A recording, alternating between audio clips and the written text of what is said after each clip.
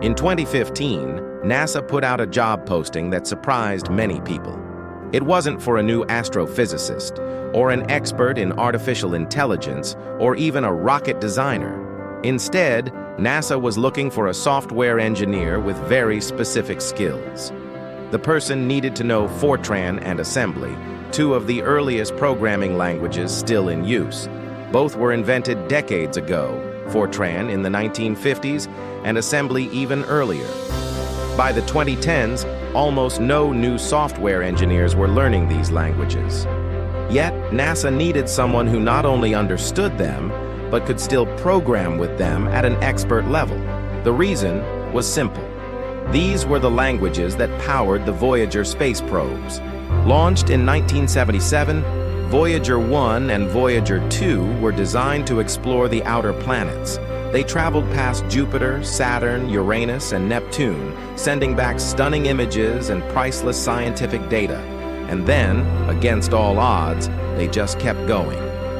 Today, they are the farthest human-made objects from Earth, both of them still alive and still communicating with us across billions of miles.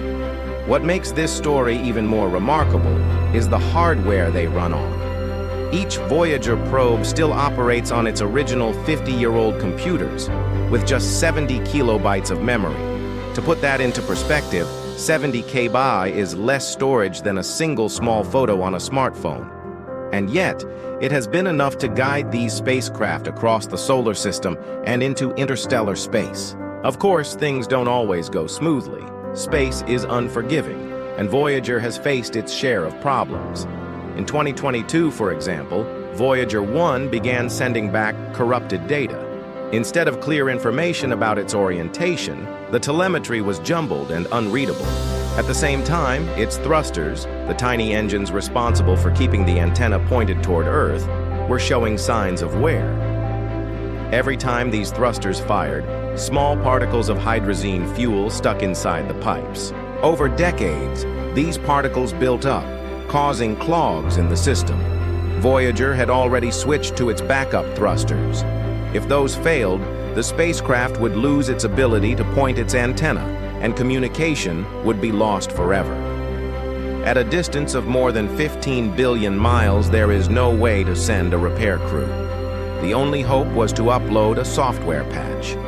This update would change the way Voyager handled its thrusters and adjust the way it processed telemetry. In other words, a new piece of code would be written on Earth, transmitted across deep space, and installed on a computer older than most of the engineers working on it. To understand how incredible this is, it helps to look at how Voyager's computers are built. Each spacecraft has three main systems. The command and control computer acts as the brain, managing health, temperature, and overall operations. The attitude and articulation control subsystem makes sure Voyager is pointed correctly by tracking stars and firing thrusters when needed. Finally, the flight data subsystem handles science, storing images and measurements and preparing them for transmission back to Earth. Unlike modern computers, Voyager has no operating system. There's no Windows, no Linux, not even something like DOS. An operating system would have required too much memory. Instead, Voyager runs on extremely compact machine code, instructions written directly for the hardware. Every single bit of storage had to be used as efficiently as possible. This isn't the first time Voyager has been reprogrammed during its journey. In 1989, when it reached Neptune, engineers realized the sunlight was 900 times dimmer than on Earth. The cameras, designed for brighter conditions, could no longer take clear images. The solution was to reprogram them remotely, changing their exposure settings so they could capture long exposure photos in the faint light. Those updated instructions gave us the breathtaking blue images of Neptune that we still admire today. Later, when Voyager's planetary mission ended, NASA began shutting down instruments to save power. Carrying old code for dead systems was a waste of memory, so the engineering team actually rewrote the spacecraft's software from scratch, streamlining it for the long journey into deep space. This kind of flexibility has allowed Voyager to keep functioning for decades longer than expected. But how exactly does NASA upload new software to a spacecraft more than 15 billion miles away? The key lies in Voyager's memory system.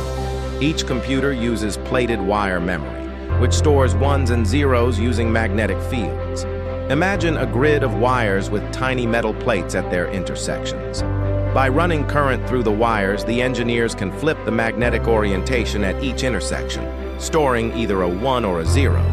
This type of memory was brilliant for the 1970s because it was durable, non-volatile, and could be updated bit by bit without losing data. With only 70 kb of memory, every instruction had to be written carefully. To save space, Voyager's software includes pseudocode routines. These are like shorthand commands.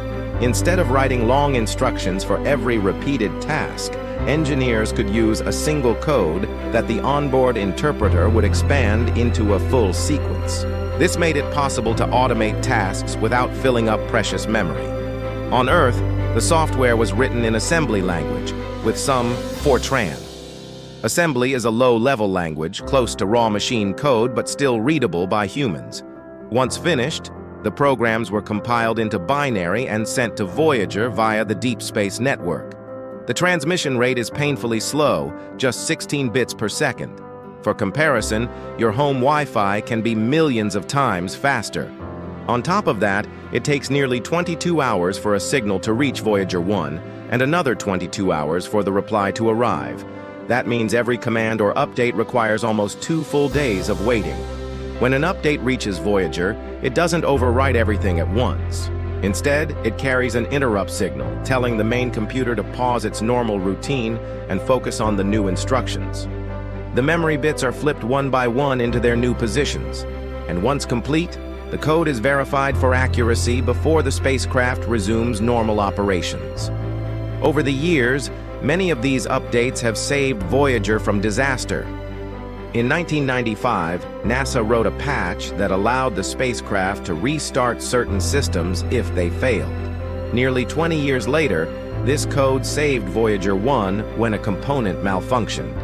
In 2010, a single memory bit flipped from 0 to 1 by accident, throwing the computers out of sync. Commands began happening hours late. Engineers quickly wrote a fix, uploading new code that flipped the faulty bit back to its proper state. These are just a few examples of the ingenuity that has kept Voyager alive. It's extraordinary to think that a spacecraft built with 1970s technology, running on less memory than a digital wristwatch, has not only survived but thrived in deep space. Today, both Voyagers are slowly shutting down systems to conserve power. One by one, instruments are being turned off, but the spacecraft continue to send back data from interstellar space, the first probes ever to do so. Someday, their power supplies will fail, and their voices will fall silent. But even then, they will continue their journeys, carrying the golden record with its messages of Earth into the stars. Perhaps the most remarkable part of this story is the role of the people keeping them alive. Decades after launch, engineers are still writing software updates for spacecraft older than themselves, using programming languages that most of the world has long since abandoned. Each update is like a lifeline thrown across billions of miles, keeping humanity's most distant explorers alive just a little longer. And in that sense, Voyager is not just a spacecraft. It is a living reminder of human persistence, creativity, and the belief that even the oldest technology, if cared for and adapted, can carry us to places we once thought unreachable.